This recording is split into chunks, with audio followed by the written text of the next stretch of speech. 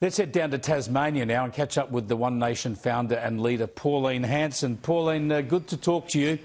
Hey, let's start off with such a depressing outlook for this country, I reckon. Let's start off with some good news, a little human interest story. There have been lots of dynasties in Australian politics over the years, but it's pretty impressive to see you down there in the past day or so campaigning with your daughter, trying to get Lee Hanson into the Senate representing Tasmania. How does that feel?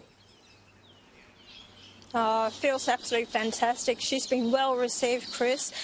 We've moved from to the top of the state today. We're Wynyard at the moment. We were in Hobart last night, had a meeting in Hobart, well attended, people really enthusiastic and really getting behind her and supporting her.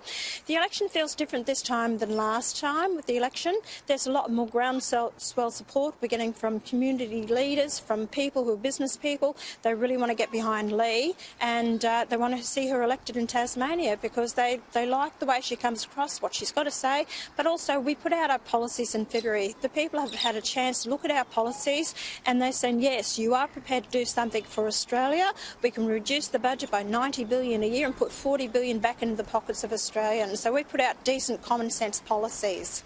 Now, you're always going to spruik One Nation, and why shouldn't you? And One Nation's played an important role in state and federal politics now for more than 20 years. So let's talk about the other minor parties, people like the Trumpet of Patriots, the Libertarians and the Teals, all chipping away at the coalition vote. Do you worry that this is the end of right-of-centre governance in this country, or do you just think that the coalition parties are copping their just desserts? Well, I think these, the coalition government, this is what I'm hearing, Chris, is that people aren't happy with the leadership. And, you know, I'm all for Peter Dutton being the next Prime Minister. We need to get rid of the Labor, Greens, Teal government because this country will absolutely be destroyed if they get another 3 years in. But that's where we're advising people to vote One Nation #1 and then put, you know, your minor parties if you want to after that, but they'll drop out. But the vote will go to the Libs if we don't get up and win that seat. And it's most important in the Senate, Chris. We have to have us in the Senate where we can actually keep an eye on whoever is government so that there is accountability. We question the legislation, we make amendments to the legislation, and people are not happy with the coalition and some of the moderates that are in the party because they're getting away from the conservative values and they're not happy with it. And that's why they're looking at One Nation to vote in this next election. I just want to remind you of something that Jacinta Nampijinpa-Price said in Perth last week. Have a look. I'm so proud to be able to stand beside and to ensure that we can make Australia great again. Now, as you know, because that's a Trumpian phrase, make America great again, making Australia great again apparently is a furphy, and so all that brilliant, actually, media performance by Jacinta Nampijinpa-Price on that day was draw fire from the left and Labor that she's just she's Trumpian and the Liberals are Trump. Interestingly, you're not so squeamish on these things. Here's your social media post.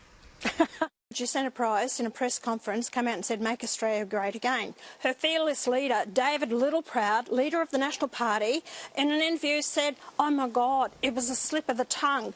What? Give me a break. I will scream it from the rooftops. Make Australia great again. Just hilarious. I don't know whether we've got it in here, but Johannes Leek did a fantastic cartoon for The Australian where he had Anthony Albanese saying, well, listen to my promise, I will never make Australia great again.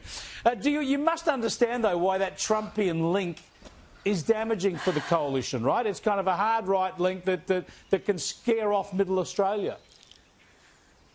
Oh, what a load of rubbish, Chris. It is not. People out there are saying, I wish our leaders would be more like Trump. You know, what has he done? He's come in and said he's protecting his industries, manufacturing, and he wants to rebuild the country. He wants to get people in the workforce. And he's also come out and says it's only two sexes, male and female. What's wrong with that? It's not about, following Trump. It's about make Australia great again. You know, as I travel this country, Chris, people are in dire straits. We've got families living in cars, the homeless that it's happened. They can't get the health care they want to. We haven't got the doctors. They can't, high immigration. People are struggling. We've seen 30,000 businesses go under, industries and manufacturing going overseas, high electricity costs, pensioners in doing it tough, as his families are. What is wrong with saying, make Australia great again? And I'll call on all my fellow Australians, say it. Be proud to say it. And I'll keep saying it. I'm not going to be, again, coward, kowtowing to these media outlets, all the ABC, all the Labor Party who want to say something. I'll say what I feel. And I always have done, Chris, and I'm not backing away from anything. Yeah. You can't give in to them, otherwise they control everything you say and think. Thanks for joining us, Pauline. I appreciate it. Pauline Hanson, they're down in Tasmania. Of course, there's the other MAGA slogan people are going with, that is make Albanese go away again. But there's nothing wrong with making our country great. I wouldn't mind it being as great as it was just about 15 years ago.